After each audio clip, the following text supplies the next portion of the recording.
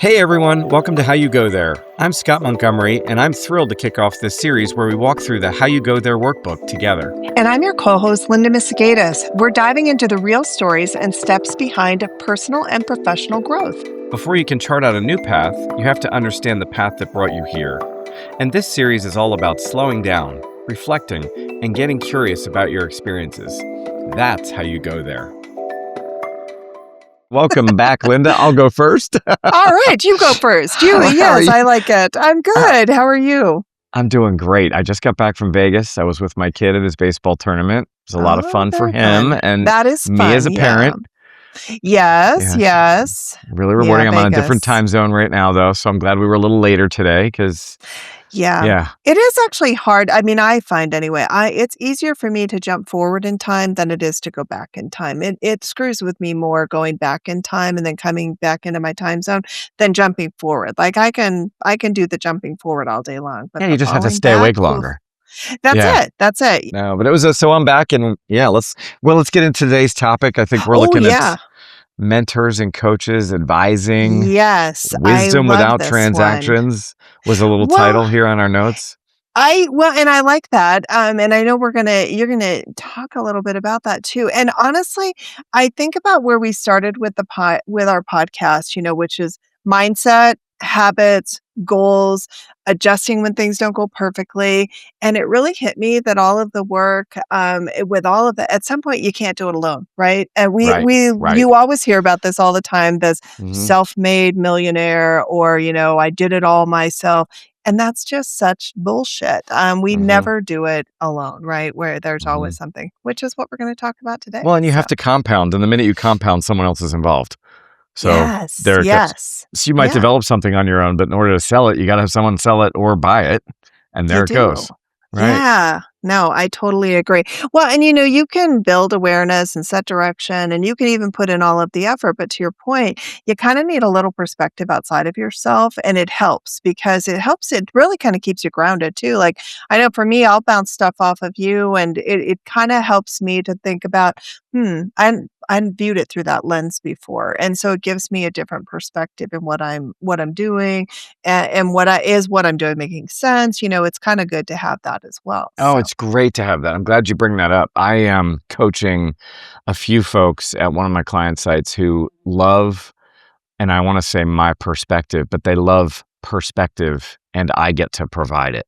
Yeah. So as a coach, I'm saying, well, maybe we look at it this way. Maybe we look at it that way. Maybe you look at it from, north, south, east, and west, to your point. And that is so critical to the mentoring, advising, coaching model that we're going to chat about, because people need to have that in order to do the growth mindset, to have effective relationships, to set goals and habits that are realistic, do the things that make sense, and just bouncing them against the norm, against a coach, against someone you aspire to be like.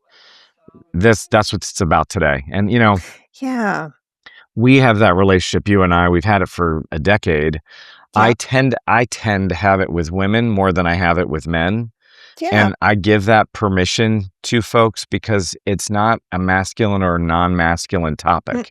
Yeah. And I have great agree. guy friends that, we totally bounce stuff off each other as we raise our kids, and the testosterone version versus the business version versus the relationship version. We have people that we bring into the mix, and sometimes we can even pay an hourly for that. Therapists, leadership coaches, and development. And it's a broad topic. We could go on forever, and I truly believe in it. And I think it's an important one. So I'm glad you spiked it today with this Wisdom Without Transaction sort of header. That might be a good name for the podcast episode. I think so. Well, and the thing that I think is a little bit different too, right, is because that's when we're talking about mentors and advisors. That's the wisdom without transaction, where coaching, there is a transactional component to that, right? Because you're going to pay for a coach. You don't pay for mentors and advisors, right? I mean, that's a big difference, right? So you can also get a coach you're not paying for, but that's a good valid point. I mean, it's not all wisdom without transactions, but I like the concept of people paying attention to where they can get their wisdom. And it can have a transaction, but it doesn't need to.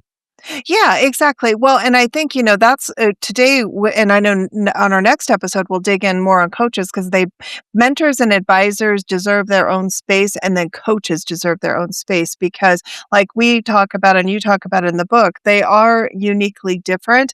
But I think that when people hear those words, they can either overcomplicate them or assume they don't have them. And I know, like for me, I assumed I didn't have them until we started talking about it. Then I started reflecting and I'm like, holy cow, I actually had a lot of mentors and advisors along the Yes. way, and I You just need didn't give them. them any credit. You do, you need them. Yeah. And I didn't even realize it. So, and I think that we've talked about this before. I had that mindset of you just work hard, you raise your hand, you take on more, and someone is going to notice. And I really did believe that that's what success looked like. But I never you did. can. I know, which is so funny. That's what I love. It's that whole thing, two voices, one vision.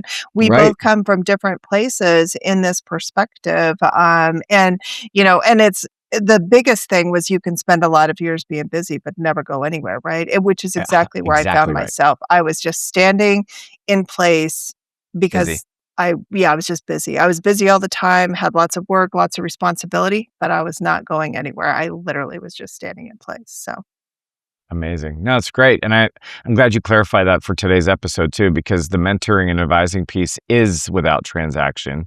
And yeah. when you talk about not always being people in general, not always recognizing them, we can unpack that how we have some of that experience. We are also that for each other in some of what we've dealt with.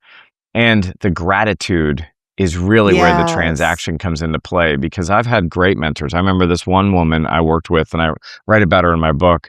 I loved her and I love her like family. And we got to know her family and we were all really close. And the transaction of doing the best I could, to your point, how was I getting busy to honor that relationship, didn't actually make me busy. It just moved us both forward. So I moved Right. her forward through my actions. My stuff moved us forward and I wasn't busy. I was honoring the opportunity that the relationship gave me. So the Yeah. currency was in Yes. the gratitude. The currency is Yeah, in the and that's a gratitude. good point, and maybe that kind of ties back to what you were saying is that there can be a transactional component to the mentor advisor side of it. Doesn't have to necessarily be money. Usually you are, Right, in many cases, you're paying a coach because that's their profession, right? right. Mentors and advisors, there can be a transactional component to that because it could be something that you're giving back to them in return for the Gratitude. gratitude of Yeah, being your mentor, your advisor, right? yeah. So, Well, we did a little of yeah. that this morning before we got jumped on. We were talking about recognizing from our last episode how we found relationship between us to be the most important thing to the business Yes. transactions that followed suit from said relationship. Absolutely. And so Absolutely. that's the transaction. There's always give and take, I suppose, but it's a really interesting topic that people don't always dance in. And I have found the Yeah. more you dance in it, the more fulfilling it can be, whether it's physical fitness, it's in relationships, it's in business, it's at the grocery line at the grocery store. Right. You Yeah. never know.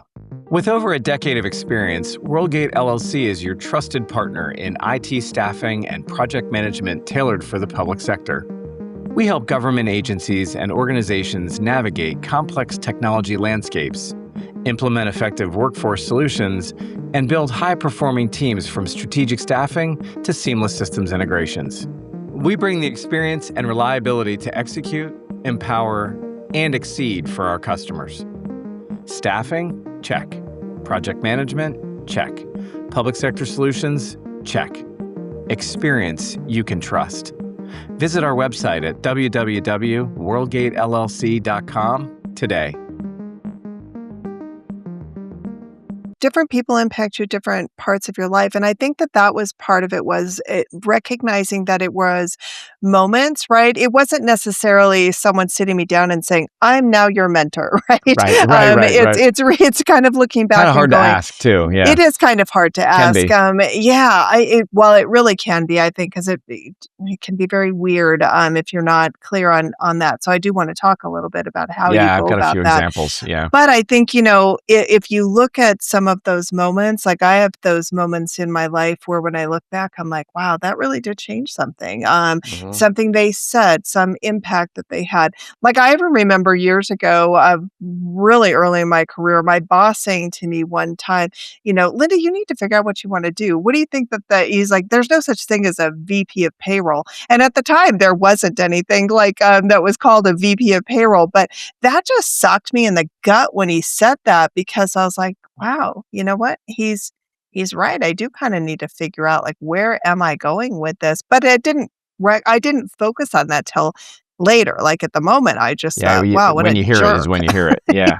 Yeah, yeah, yeah, Yeah. right. You were busy. You were very busy I was in your busy. stationary Yeah, that's motion, right. That's right. So right? keep your damn opinions to yourself. And so And then the veil lifted and you started moving forward and he became somebody you're grateful for, yes, I right? totally did. I totally became grateful for him. He was really pivotal in my career at a couple different stages of my jobs even and how that worked, but I didn't recognize it at the time. It really wasn't until we started talking. So let's talk about because you have some examples and I want to kind of think about this because I do think that this is where people get stuck is they think they have to go find a mentor like it's a formal process, right? Well, there's 2 Or I've ways. got There's yeah, so 2 ways talk about about it. that. Yeah. Sure, sure, sure, sure. Well, my most important mentor lasted about 25, 27 years. I mean, we were together a really long time and we adopted each other as family. And for me, that relationship was compounding with gratitude, with similarity, with vulnerability and Yeah. openness and Okay. kindness. Yeah. It allowed me some space to see things a different way from a different perspective, and one in which I was aspiring to be like for many of those years. So I always looked f personally in business, I looked for mentoring and advising from leadership Okay. because I aspired to be in leadership. I didn't Because always that's where look you at wanted it to go. That makes from sense. peer Yeah. group. Okay. Peer group was more of, the boxing ring for me, mostly. Oh, yeah. Mhm, mhm. And as I look north of, leaders, I would look for those mentors and I would connect with them at all costs. If I saw someone that I aspired to be like was a starting point for me, for example, or if I was received in a way that felt enchanted. So the one mentor I had for a really long time, I felt in a somatic response. Like we were Mhm. somehow related. Like there was a weird, for me, Yeah. feeling of contentment and vulnerability that was never seemingly abused Okay. or taken for granted Yeah. and Yeah. also reciprocated. Mhm. There were other and then that would expose me to someone else and I'd be like, oh, I think I want to look at them. And then I would be vulnerable. And then there was a few mentors I had that were very transactional, like, hey, can I go to lunch? Can I meet with you? I'd love to learn more about your job. What can I do to honor that? And before I know it, I have a key to their house. Yeah. And I was like, Yeah. okay, so this is a good relationship, but I didn't have this somatic response thing where I felt like it was more embedded, but both can be true. And they were fantastic. And the thing that's coming up for me fast in this early conversation about it is they also served their time. I'm no longer in touch Yes. with either of those two mentors. Yeah. And for me, it was not an intentional decision Mhm. until it was received. The vulnerability was no longer actually real, and the Okay. relationship had run its course, Yeah. and the view they decided to make of me was negative, period, end of story, and I had no way to resolve that and no reason Yeah. to resolve that because the Right. relationship ran its course. That makes So, sense. as embedded as you can get with someone, it can run its course, and so you can Mhm. have mentors and relationships that land in a timeline of your life. And when it's Sure. time for someone to move along, so I could literally say, "Oh, they were two-faced at the end of the relationship. They didn't give the Mhm. full vulnerability it needed, and I don't understand, and they're wrong, and I'm right." And instead of Right. doing all that, I hold, and in this conversation, hold the gratitude for the time spent and the I like vulnerability that that. I learned to have with the next version of a relationship that I wanna have. Yeah. And I'm older now. I'm not looking at the leaders to mentor me. I am the leaders, and I'm looking Right. to mentor, which is why we do this Yeah. podcast. Yeah, it absolutely is. I like that because that also kind of speaks to making the transition from fixed to growth mindset as well, Right, right? right, Because right, to your point, you could have gotten fixated on the fact that that mentor relationship took a negative turn perhaps, and that you could have fixated on that piece of it, right? And now you could have thrown out everything that was positive and good about that with it, right. and that's not what you did. You really approached it through that growth mindset to look at it like, "You know what? Everything has a time and a place, and this ran its course, and I'm grateful for Very everything that grateful. I took from that and where I got today, and now it's just time." Like, you just let it go and it's okay. Like, you just move on, right? And so you bring that into the equation. So when you're considering, because then that was the one that was felt somatic and real, Yeah, and yeah, and I hate to turn my back on it, but it's not turning my right. back. It's just moving forward past it. Exactly, And I yes. wish and hope that that's the same thing that's happening for her and her Right, on that team side, of of course, people. yeah, And you never yeah, know, the door is always open. I'm probably yeah, a little more guarded, but yeah, the door is always open. And then on earlier ones where maybe I asked, and can you be, and will you be a mentor for me and guide yeah, me? Those relationships were also equally as valuable, but I made decisions to change them that I knew would make right. the relationship irreparable, right? Like Sure, it's not going to sure. work. And Yeah, so that one to me is more tactical and driven. So you can have both and you can follow your lead on both. And the last thing I'll say, which is interesting to me, is I've had someone show up in my office and say, "Will you be my mentor?" Actually, it's happened twice. And I always start with yes, because of that's a course, yeah. really ballsy thing to ask.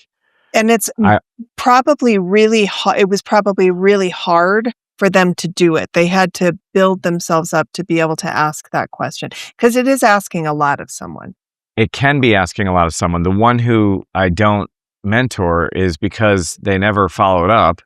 And it was interesting to me that they were using words they learned in a classroom. There was no intention Oh, behind it. interesting. Oh, okay, okay. And the other one, I gave some advice to, they took it and I never heard from them again.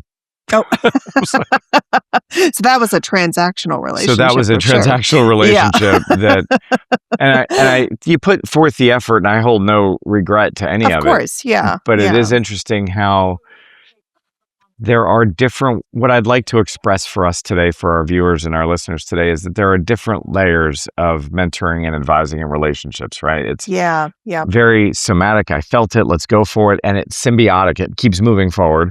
There's ones right. that are sort of a station in time and you're asking for it and then you're doing what you can to honor it. And then Yep, they're not, and you're holding on, and then that gets sticky and your growth takes you somewhere else.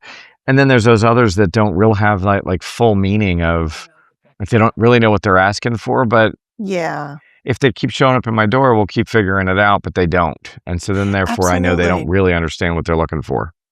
No, and I think that's a good point because I think sometimes that's part of the challenge too, is when you start to try to label it, and I think the people who don't know maybe what it is that they're looking for are perhaps the ones who might be labeling it a little bit. Like, somebody said, to your point, maybe in a classroom, or I read it in a book, or I heard it on a podcast or whatever, that I should have a mentor, and so now I'm just gonna go find myself a mentor. And so I go ask for that, but I don't really know what that means, or what that's all about. And so I do think that's where you're labeling it. What you're talking about is more of an engagement in it, right? It's that you get that feeling. And in some cases, it is transactional, and that's okay. Sure. And in other times, there is that feeling because I know I've had some of those throughout my career as well. You and I have that kind of a relationship, mentoring. Like, I look to you in certain situations for our mentorship and coaching in areas where I'm like, you know what, this is really something that Scott knows a lot about, so I'm going to reach out to him.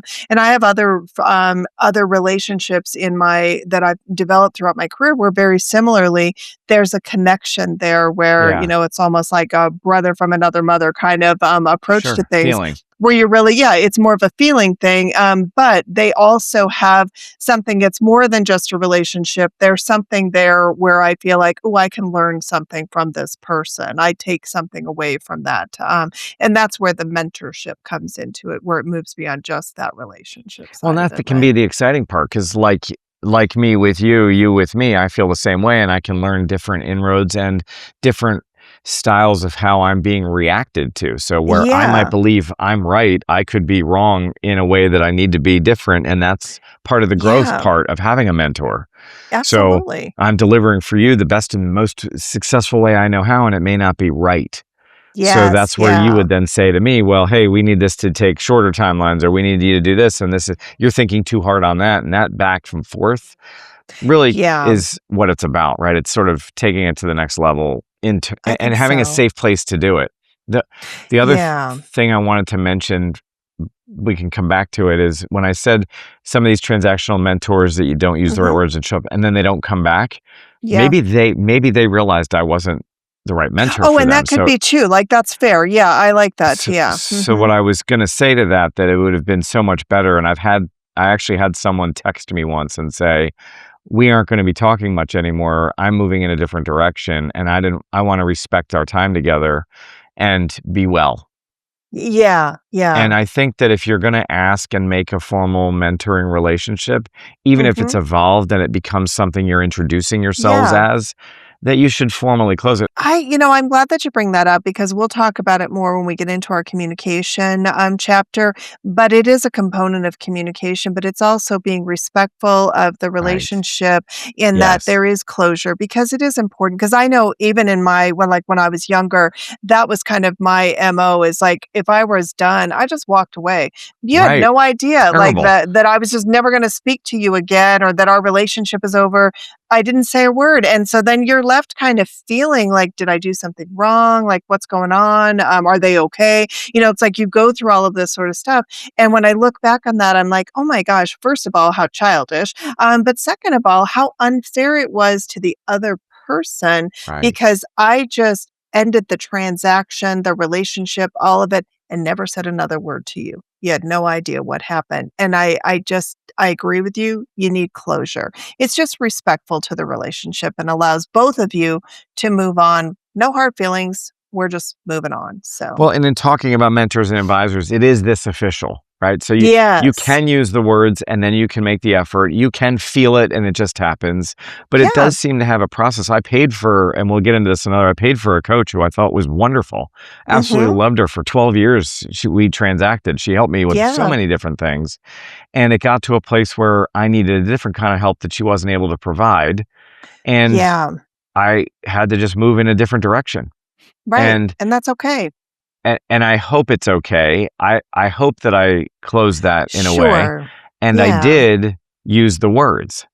So whether the Yes. expectation of the words were met, I recall a year or so later going, "I didn't realize when you said that it meant that I wasn't gonna talk to you anymore." And I Right. said, "Well, I don't know how else you might have interpreted that, but I also didn't mean to cut you out of my life.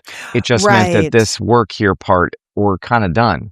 Yeah. We'll Yeah. get And into that that more makes in the sense. coaching piece because that was a vendor Yes. Yes. relationship Yeah. that also got heartfelt, that was also vulnerable and exposing, Oh, for sure. but was Yeah. always financially transacting, always had money back Yeah. and forth.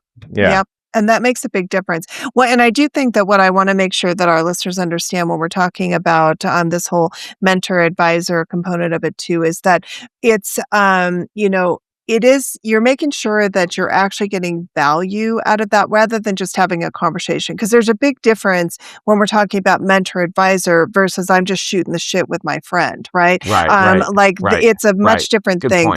There is a point behind the mentor advisor relationship conversation in that and either one or both of you are getting value out of that conversation, right? It's more than just the friendship.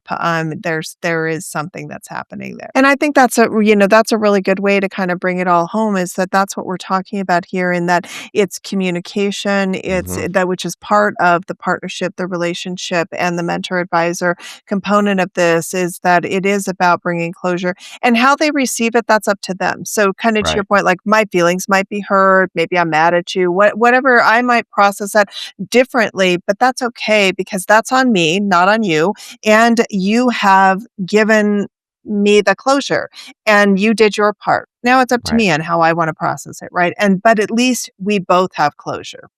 But I think that's what's different about the friendship piece, and in a friendship, you should do more of that. Oh my But goodness, yes, yeah. you started to delineate between the 2. And mentoring and advising, to me, is just a little more official, so it has a beginning, a Yes. middle, and an end. And I Yeah, think that's yeah. where friendships evolve into those, and friendships have Mhm. feelings, and the love gets there, and the familial word gets bounced around a Yes. lot. But when you're in business, mentoring and advising, there's Mhm. more of an official request of it. "Hey, you're really a Yes. great mentor. You've really become someone that I'm mentoring, been mentoring by or Yes. mentoring." Mhm. Becomes just a little different. You gotta wrap It that up a does. little differently, I think, and in doing Yeah. that, it creates the formal structure of the value of it. Totally agree with you. So, if I were going to kind of tell everybody, these are a little bit more of some soft takeaways for you all Yeah, today, is that, for me, some of the biggest lessons have been one, you don't need one person to be everything, right? So, we have different people for different stages and right, I phases of think. our life. So, I think Mhm, that's an important, you don't have, it's not one can be everything. The other one is you don't need to force these relationships. So if I came to you and I said, "Hey, Scott, I'd really love it if you'd be my mentor, and and what I'm looking for is this, this, and this," and you said, Linda, those really aren't my areas. Like, I don't think I'd be a good mentor to you because of for these reasons. That's okay. Like, I call shouldn't it. now force and That's say, right. "Well, no, Scott, because I've heard you talk about this." So, like, I don't need to force the relationship, right? Right, right. There's Yeah, so bandwidth, I there's think that's time. important. Yep, exactly.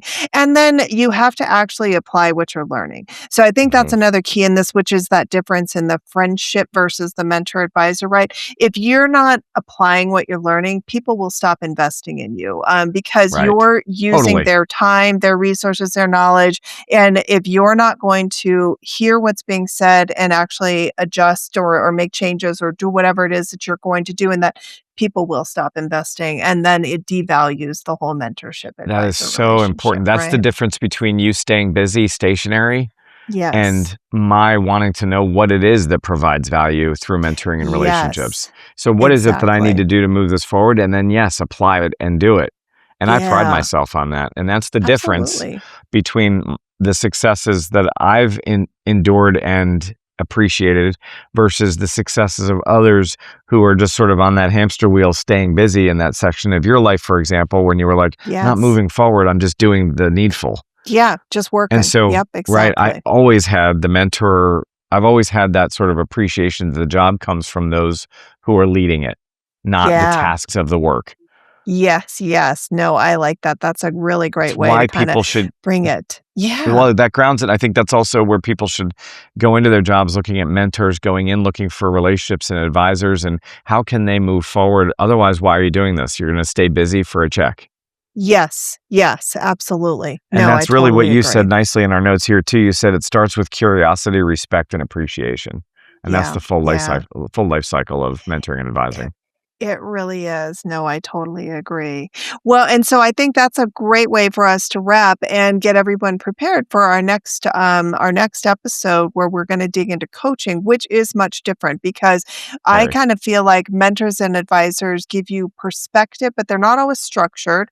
Where coaching is really that is a completely different Very dynamic, and we're defined. going to talk about that, right? It is. It's very defined. It's not so organic, and it's very intentional in what you're doing and how you approach it. I So really I'm look looking forward to forward that to one, that. Linda, because Me the too. ICF certified me as ACC because of those structures, and I Yes. love to talk about them being the value of coaching.